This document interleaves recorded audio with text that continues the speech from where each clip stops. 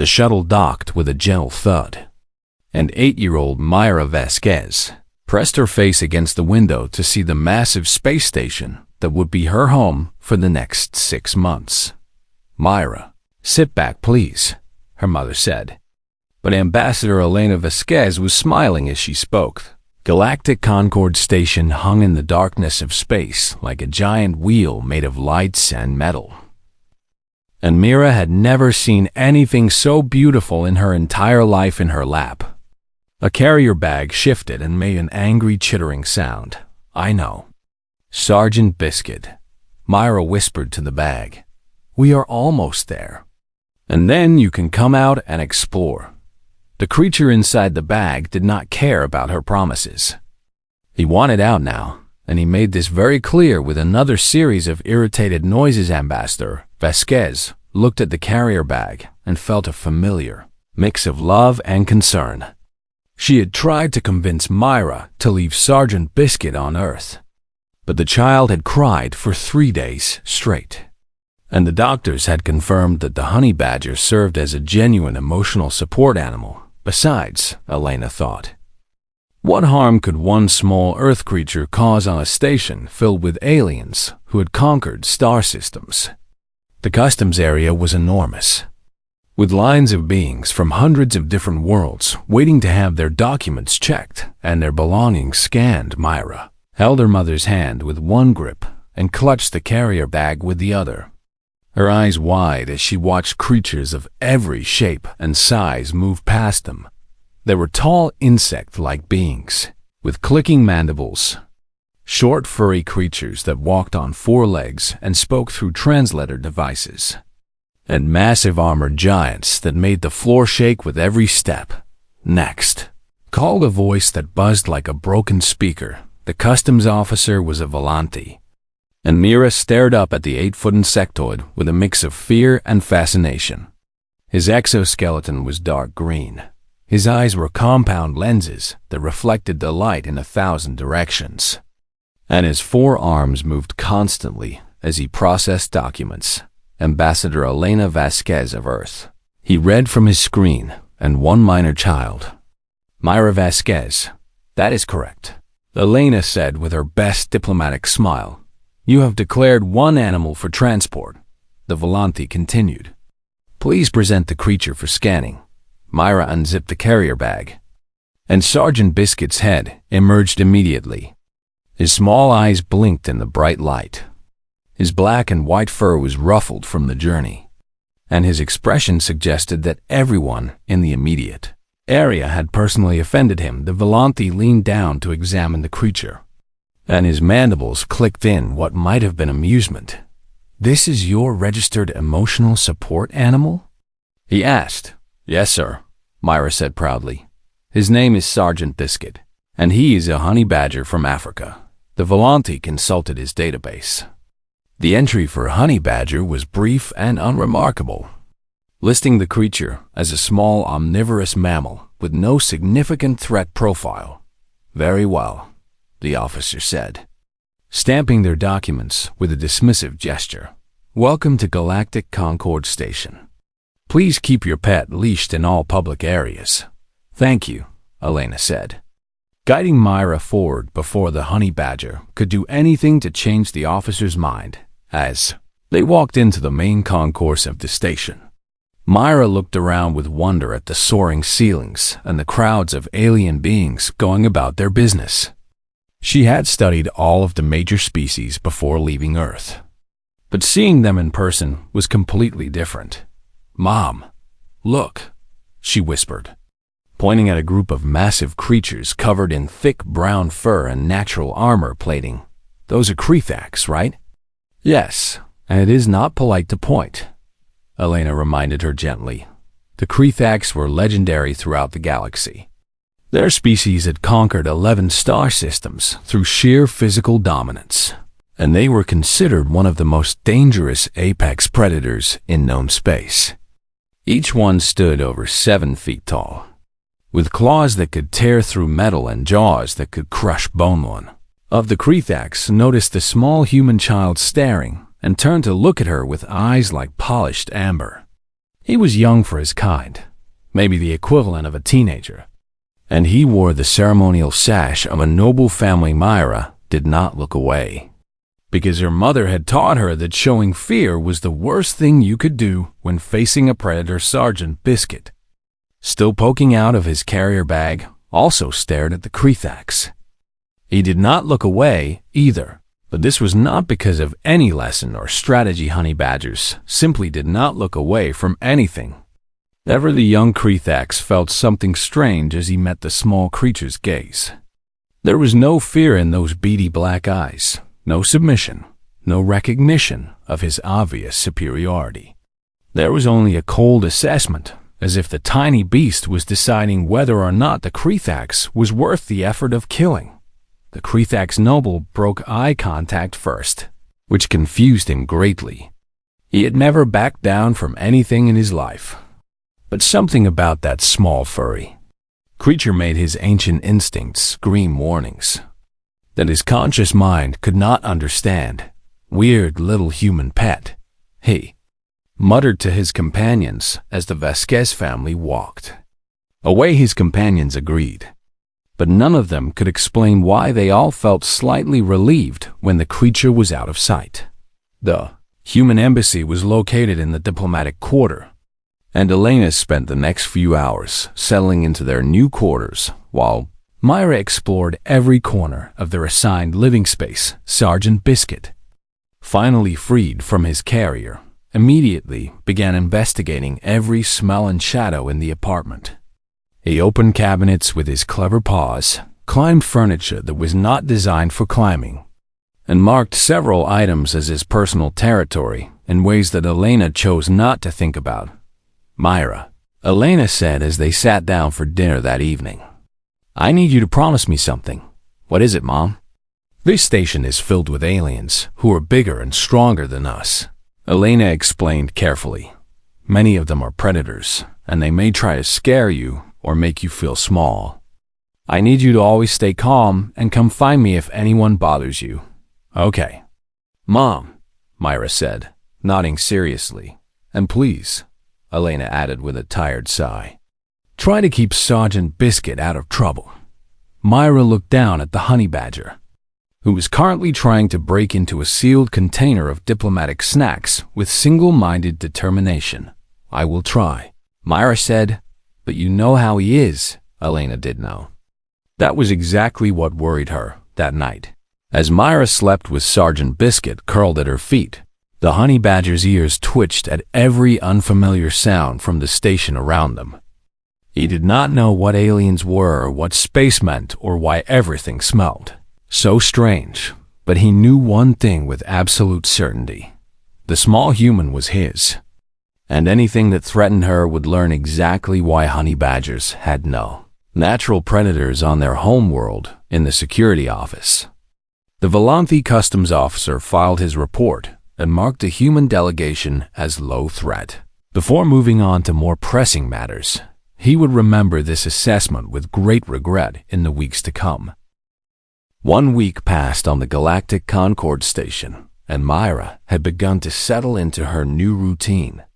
She had lessons with a tutor in the morning, lunch with her mother when diplomatic meetings allowed, and afternoons to explore the safer sections of the station with Sergeant Biscuit on his leash. The honey badger hated the leash with a burning passion, but he tolerated it because the small human seemed to want him to wear it. And he had decided long ago that the small human's wishes were usually worth respecting on this particular day. Myra's tutor had been called away for an emergency, and the 8-year-old found herself alone in the embassy with nothing to do. Her mother was in meetings that would last for hours, and the embassy staff were all busy with important work. "Want to go for a walk, Sergeant Biscuit?" Myra asked. The honey badger's ears perked up immediately. Walks meant new smells, new territories to investigate, and possibly new things to fight. Myra clipped on his leash and headed out into the station, intending to visit the observation deck where she could watch ships come and go. She had walked this route several times before with her mother and felt confident she knew the way. What she did Not know was that today, the Predator Coalition had called an informal gathering in the section of the station she needed to pass through. This was a tradition among the apex species, a chance to display their evolutionary superiority and remind each other of the natural order of things. Corridor 17 was longer than Mira remembered, and the lighting was dimmer here than in the main passages. She was halfway through when she realized something was wrong. 3 figures blocked the path ahead. The first was a young Krethax noble, the same one who had stared at her on her first day. Though Mira did not recognize him, he stood with his arms crossed over his massive chest, his amber eyes gleaming with cruel amusement. Behind him stood a Volanthi warrior, taller and more heavily armored than the customs officer, with blade-like appendages folded against his thorax. Beside the Volanthi coiled a Sithrak, 9 feet of scaled serpentine muscle with fangs that dripped venom for which no antidote existed. "Look what wandered into our territory," the Krethax said, his voice rumbling like distant thunder. A little human lost far from home. Myra stopped walking and held Sergeant Biscuit's leash a little tighter. Her heart was beating fast, but she remembered her mother's words about not showing fear. "I am not lost," she said, keeping her voice steady. "I am just walking to the observation deck. Is that so?" The Krethax asked, taking a step closer. "And what is this little thing you have with you?" He pointed one massive claw at Sergeant Biscuit, who had stopped at Myra's feet and was watching the 3 predators with his usual expression of irritated indifference. "This is my friend Sergeant Biscuit," Myra said. "He is a honey badger." The Krethax laughed, and the sound echoed off the corridor walls like breaking rocks. "A friend?" he repeated. "You humans are so strange. You keep weak little creatures as companions instead of hunting them for sport." He crouched down, bringing his massive armored face closer to the honey badger. His amber eyes studied the small creature with contempt, and he extended one razor-sharp claw toward it. "Let me show you what real predators think of your little friend," he said. What happened next would be reviewed on security footage over 100 times by increasingly horrified analysts. Sergeant Biscuit did not growl a warning. He did not back away or show submission. He did not do any of the things that small prey animals were supposed to do when confronted by an apex predator. Instead, he attacked in less than 1 second. The honey badger had clamped his jaws around the Krethax's extended claw with enough force to crack the armored plating. His teeth, evolved over millions of years to crush the shells of tortoises and the skulls of venomous snakes, bit clean through what should have been impenetrable natural armor. The Krethax screamed, and jerked his hand back. But Sergeant Biscuit was already moving. The Volanthi warrior reacted on instinct, reaching for the small creature with his blade arms, but the honey badger was faster. He leaped onto the insectoid's thorax and began tearing at the chitin, plating with claws that could dig through sun-baked earth. The Volanthi's exoskeleton, which had turned aside energy weapons and survived the vacuum of space, cracked under the assault. Sergeant Biscuit found the gap between armor plates and bit down hard, and the warrior staggered backward with a sound like breaking glass. Then the honey badger turned to face the Sithrak. Serpentine predator had not moved. She was the most dangerous of the 3, and she knew it.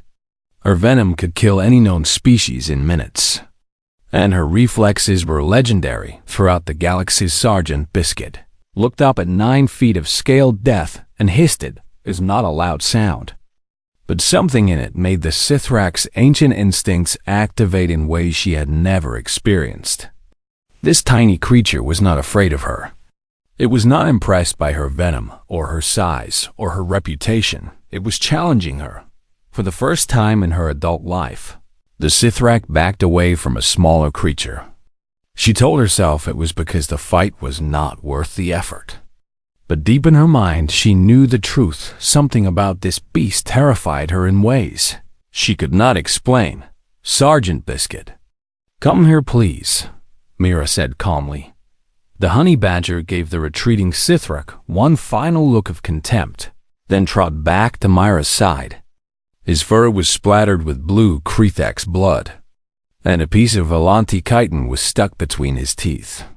But his heart rate had not increased by a single beat. Station security arrived moments later, summoned by the Krethak's screams. They found a young human girl standing peacefully in the corridor, holding a leash attached to a small furry creature that was grooming itself as if nothing had happened on the floor. A Krethak's noble was clutching his bleeding hand and moaning. A Volanthi warrior was examining a hole in his chest armor with disbelief. A Sithrak was pressed against the far wall, refusing to come any closer. What happened here? The security chief demanded. They tried to touch Sergeant Biscuit, Myra explained. He gets grumpy when strangers reach for him without asking. The security footage was reviewed, copied, and distributed to every apex predator delegation on the station within hours. What they saw defied everything they understood about the natural order. A creature that weighed less than 15 kilograms had attacked 3 apex predators without hesitation. It had shown no fear response, no stress indicators, no survival instincts telling it to flee or submit. Its heart rate during the attack had remained completely stable. The Krethak's noble's wounds became infected within days, because honey badger bites carried bacteria that laughed at advanced alien medicine. The Volanthi warrior would carry the scar on his thorax for the rest of his life. The Sithrak refused to speak about what had happened and requested a transfer to a different section of the station and in the human embassy. Mira gave Sergeant Biscuit an extra treat for being such a good boy. Completely unaware that her pet had just become the most feared creature on a station filled with apex predators. "I do not understand," the security chief said to his analysts that night. "What kind of species keeps something like that as a pet?" None of them had an answer, but all of them made a mental note to stay very far away from human children and their companions. The incident in Corridor 17 spread through the station like wildfire, and within days, every apex predator species had heard some version of the story. The details varied depending on who was telling it, but the core facts remained the same. A tiny Earth creature had attacked 3 of the galaxy's most dangerous predators and walked away without a scratch. The Krethak's ambassador filed a formal complaint with the human delegation, demanding that the dangerous animal be removed from the station immediately. Ambassador Vasquez reviewed the security footage, noted that her daughter's pet had only responded to direct provocation, and politely declined. "The creature was defending my daughter from what appeared to be threatening behavior," she wrote in her official response. "Under Galactic Concord law, emotional support animals are permitted to respond to perceived threats against their registered owners." The Krethak's ambassador was furious, but he could not argue with the legal precedent. His own nephew had initiated contact with the creature, and the footage made this very clear. What the ambassador could not admit, even to himself, was that he was afraid to push the matter further.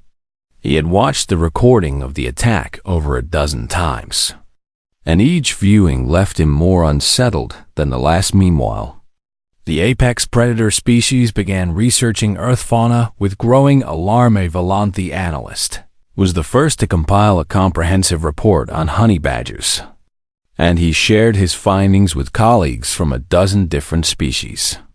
They gathered in a secure conference room, their combined presence representing enough predatory power to conquer a small planet.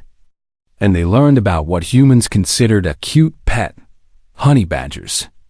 The report explained were native to Africa and Asia on the human homeworld. They were classified as mustelids, related to weasels and wolverines, and they had earned a reputation among Earth biologists as one of the most fearless animals on the planet. "The creature is documented attacking lions," the Volanthi analyst said, his voice carrying a tremor that his colleagues had never heard before. "Not one lion, multiple lions at once. That is impossible," a Krethax officer said.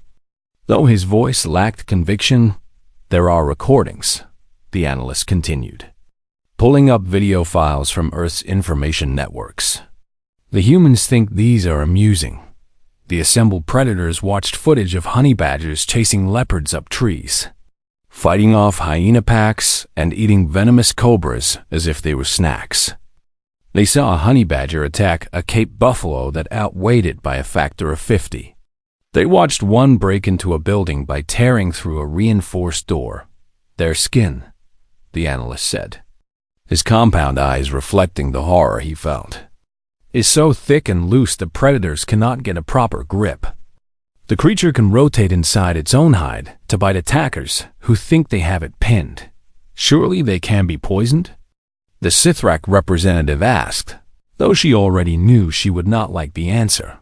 They have documented resistance to snake venom, the analyst replied. They are recorded being bitten by some of the deadliest serpents on Earth, falling unconscious for several hours, and then waking up to finish eating the snake that bit them. The room fell silent. There is one more thing, the analyst said, his voice barely above a whisper. Honey badgers, remember. If one is attacked by a predator and survives, it will track that predator across vast distances to seek revenge. They have been documented holding grudges for years. The Krethax officer thought about his nephew, still recovering from his infected wounds, and felt a chill run down his armored spine over the following weeks. Several apex species attempted to test the limits of the honey badger's aggression. They did this carefully, never directly threatening the human child, but making their presence known in ways designed to intimidate. A group of Volante warriors began taking their meals in the corridor outside the human embassy, their blade arms displayed prominently. Sergeant Biscuit noticed them on his morning walk and immediately attempted to drag Mira toward them, clearly viewing them as either threats to eliminate or new territory to claim. Only the leash prevented a second incident, and the Volante quickly found somewhere else to eat. A Torvax delegation Volf-like pack hunters from a high-gravity world tried a different approach. They waited until Myra was in a public area and then surrounded her at a distance. Using pack tactics to cut off her escape routes, Sergeant Biscuit climbed a decorative pillar that was definitely not designed for climbing, launched himself at the nearest Torvax, and removed a significant portion of the alien's ear before Mira could pull him away. He is very protective, Myra explained to the bleeding Torvax. You should not have stood so close. The Torvax filed a complaint. Ambassador Vasquez pointed out that surrounding a human child was threatening behavior. The complaint was withdrawn. Ambassador Vasquez began receiving messages from other human diplomats throughout the galaxy, all asking variations of the same question. How did you get a honey badger approved as an emotional support animal? The truth was that Mira had been terribly anxious and fearful as a young child, and a therapist had suggested an animal companion. Most children would have been given a dog or a cat. But Myra's grandfather was a wildlife researcher who had raised an orphaned honey badger, and Mira had bonded with the creature. Instantly, Sergeant Biscuit did not care about therapy or emotional support. He simply knew that the small human was his pack, and anyone who threatened his pack would face consequences. A Concord analyst compiled all of the incident reports, security footage, and biological data into a single file and flagged it for immediate review by the ruling council. The file included one observation that troubled him more than anything else. Humans, his report noted, did not keep honey badgers despite their aggressive nature. They kept them because of it. They found the creature's fearlessness endearing rather than concerning. They gave these tiny murder machines cute names and let their children cuddle with them. The analyst concluded his report with a question that would soon be on the minds of every apex predator in the galaxy. If humans consider this creature a suitable companion for a child, what does that say about humanity itself? That evening, Mira sat in the embassy common room doing her homework while Sergeant Biscuit gnawed on a toy that had already survived far longer than expected. "Mom," she said, looking up from her tablet, "why do all the aliens keep staring at Sergeant Biscuit?" Ambassador Vasquez looked at the honey badger, who had just destroyed his toy and was now looking around for something else to chew on. "I think they are just curious about Earth animals," she said carefully.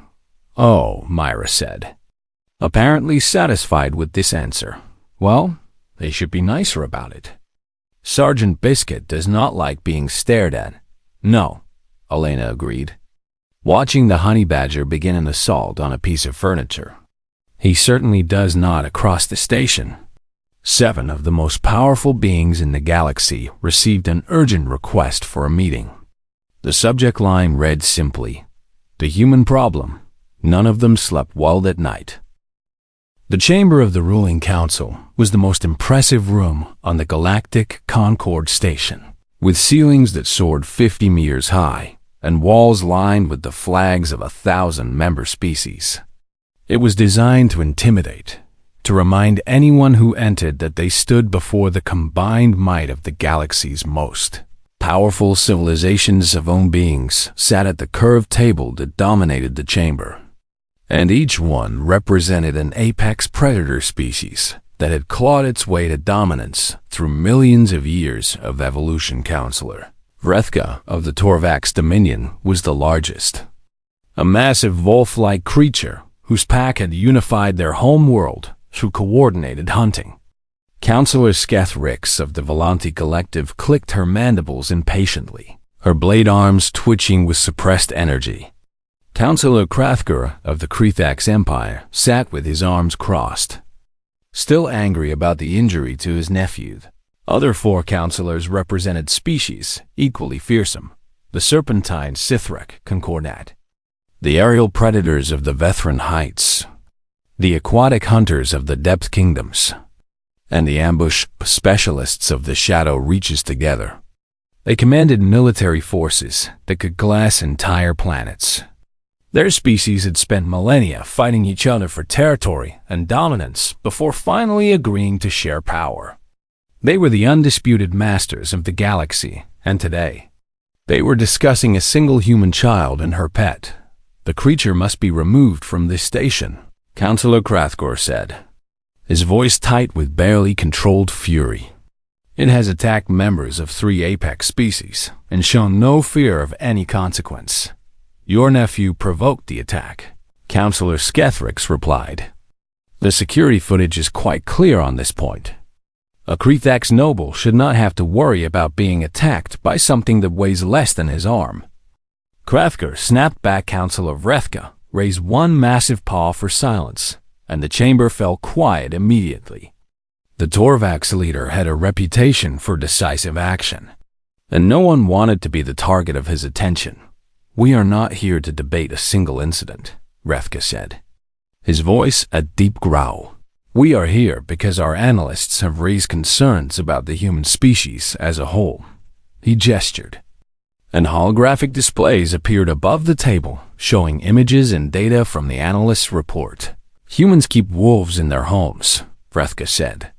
"They have bred these creatures for thousands of years to live alongside them, and they call them dogs."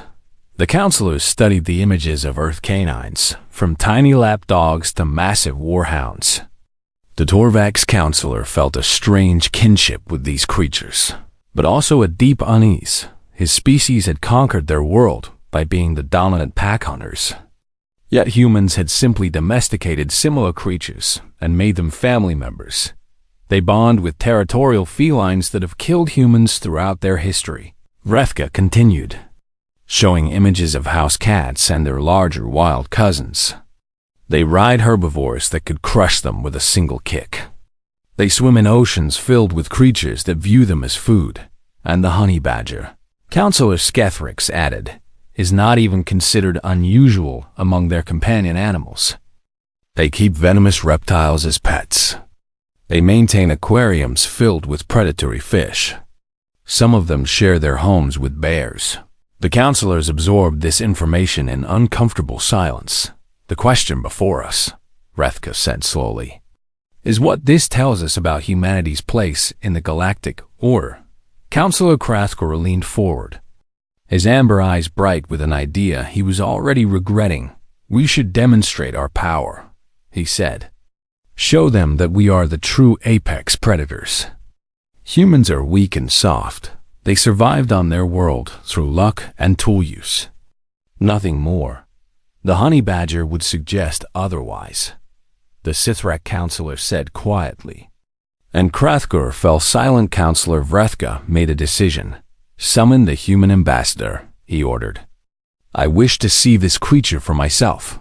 Ambassador. Elena Vasquez received the summons with a mixture of concern and opportunity. The ruling council did not request meetings lightly, and an audience with all 7 counselors was almost unprecedented for a provisional member species. Can Sergeant Biscuit come? Mira asked when her mother explained where they were going. Elena hesitated. She knew the meeting was about the honey badger, and bringing him might be seen as provocation, but she also knew that leaving him behind would make her daughter anxious. And an anxious Mira would not present humanity well to the galaxy's most powerful leaders. Yes, she said finally. But he stays in his carrier, unless I say otherwise. The walk to the council chamber felt longer than usual, and Elena noticed that the corridors cleared before them as they passed. Apex predators who would normally swagger and display their dominance instead pressed against the walls, their eyes tracking the carrier bag in Mira's arms when they entered the chamber. Elena felt the weight of 7 predatory gazes settle on her and her daughter. She had faced difficult negotiations before, but nothing quite like this. These were beings who had evolved to view everything smaller than themselves as food. Ambassador Vasquez. Counselor Vrethka said, Thank you for attending. Please, take a seat. Alana sat in the chair provided, positioned directly across from the curved counselor's table. Myra stood beside her, the carrier bag clutched against her chest. We have questions about your species, Vrethka continued. Specifically about your relationship with predatory fauna. I am happy to answer what I can. Elena replied carefully. Why do humans bond with dangerous animals? The Torvax asked directly. Your species is physically weak and has no natural weapons. Logic would suggest you should fear creatures like the one your daughter carries. Elena considered her answer for a long moment before speaking. When our ancestors first walked upright on Earth, she said, they were not the strongest or the fastest. They could not fly or swim or burrow into the ground to escape. By every measure, they should have been prey. The counselors listened intently, their predatory instincts recognizing a story about survival. But our ancestors discovered something. Elena continued. They learned that they did not have to be the most dangerous creature in an environment. They just had to befriend the most dangerous creatures. She looked at each counselor in turn. We domesticated wolves and turned them into partners who hunted beside us. We tamed horses and used their strength to cross continents. We respected the creatures who shared our world, and in return, many of them chose to share their power with us. And the honey badger? Counselor Krathkor asked, unable to hide his interest. The honey badger taught us something different. Elena admitted, some creatures cannot be tamed or domesticated. They are too fierce, too independent, too unwilling to submit. She smiled slightly. But they can be friends, if you respect them enough to let them be exactly what they are. My daughter does not control Sergeant Biscuit. She simply loves him, and he has decided that her love is worth protecting. Myra unzipped the carrier bag, and Sergeant Biscuit's head emerged. His beady eyes surveyed the 7 most powerful beings in the galaxy with the same expression he would give a mildly interesting rock. Then he yawned, showing teeth that had cracked Krethak's armor, and curled up at Myra's feet for a nap. The counselors watched in stunned silence as the tiny creature closed his eyes, apparently finding their presence completely beneath his concern. Counselor Vrethka finally spoke, his voice carrying a note of something that might have been respect. You have given us much to consider, Ambassador. You may return to your quarters." As Elena and Mira left the chamber, the 7 counselors sat in silence for a long moment. "They cannot be intimidated," Counselor Skethrick said finally. "How do you frighten a species that sleeps next to creatures like that?" None of them had an answer, but all of them were beginning to understand that humanity was not the soft, weak species they had assumed. The honey badger had not feared them because honey badgers feared nothing, and humanity, it seemed, had learned the same lesson. 3 months had passed since the council meeting, and life on Galactic Concord Station had settled into a new normal. Apex predator species gave Myra and Sergeant Biscuit a wide berth in the corridors, and the human embassy had noticed a significant increase in diplomatic respect, but none of that mattered now. Because the Hollows had come, the warning alarms had started screaming at dawn, and within hours the entire station was in chaos. The Hollows were a hive mind species from the outer rim of the galaxy, a swarm intelligence that moved through space like a plague of locusts, consuming everything in their path. No one knew exactly what they wanted or why they had targeted the Concord Station, but their intentions were clear enough. 200 swarm ships had formed a blockade around the station, cutting off all escape routes and communication with the outside galaxy. The ruling council had been in session for 6 hours, and their progress could be measured in shouting matches and broken furniture. "We must negotiate," Councillor Skethrix insisted, her blade arms clicking with agitation. "The Hollows have never been diplomatic, but surely they can be reasoned with. They are a hive mind," Councillor Vrethka growled. "They do not think like we do. They do not negotiate because they have no concept of individual interest. Then we display our strength," Councillor Krathgur said, slamming his armored fist on the table.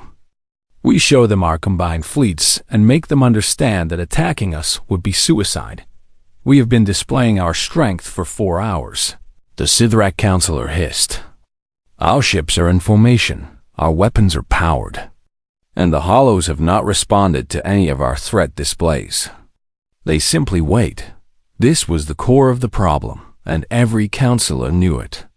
Apex predators relied on intimidation and threat displays to establish dominance. It was how their species had avoided constant warfare for centuries. But the Hollows showed no fear response, no recognition of danger, no self-preservation instinct that could be exploited for the first time in galactic history. The apex predators faced an enemy that simply did not care how dangerous they were. The door to the council chamber opened, and a small figure slipped inside. Myra had escaped from the embassy during the evacuation preparations. Her mother was busy coordinating refugee protocols, and the 8-year-old had decided that she wanted to see what was happening for herself. Sergeant Biscuit trotted beside her, completely unbothered by the alarms and the tension. As far as he was concerned, loud noises and scared people were just normal parts of life. The counselors turned to stare at the human child, too exhausted and stressed to even summon anger at the intrusion. "What are you doing here, little one?" Councillor Vrethka asked, his voice surprisingly gentle. Myra looked around at the arguing aliens, then at the holographic displays showing the hollow swarm ships surrounding the station. "Everyone seems really scared," she observed. "We are facing a crisis," Skethrix explained. "The Hollows cannot be reasoned with or intimidated. We do not know how to make them leave." Myra thought about this for a moment, watching the counselors with the same serious expression she used when working on difficult homework. "Why do not you just do what Sergeant Biscuit does?" she asked. The counselors exchanged confused glances. "What do you mean?" Vrethka asked. Myra sat down on the floor, and Sergeant Biscuit immediately climbed into her lap, curling up with the comfortable certainty of a creature who feared nothing in the universe when something bigger and meaner shows up. Myra explained, stroking the honey badger's coarse fur. "Sergeant Biscuit does not try to look scary. He does not growl or make himself big or wait to see what they will do." She looked up at the 7 most powerful beings in the galaxy with eyes that held no fear. He just attacks. Right away, before they expect it. He bites and claws and fights until they leave or he wins. He does not care if they are bigger or stronger or more dangerous. Counselor Vrethka stared at the child and her pet, and something in his predator's mind clicked into place. That is insane, he said slowly. Yeah, Myra agreed, scratching Sergeant Biscuit behind his ears. But it works. Things leave him alone because they know he will fight no matter what, and fighting him costs more than it is worth. The council chamber fell silent as the counselors processed this information. Their entire philosophy of war was built on displays of strength and calculated risk. You showed your power, assessed your opponent, and made rational decisions based on the likelihood of victory. The Hollows had disrupted this system by showing no reaction to threat displays. But what if the solution was not to display harder? What if the solution was to simply attack? Counselor Vrethka rose to his feet, his eyes bright with a fierce new understanding. The child is right, he said, his voice carrying the authority of a decision made. We have been treating this like a negotiation, trying to intimidate an enemy that does not feel fear. But we are not negotiators, we are predators. He turned to face his fellow counselors. Launch everything, he ordered.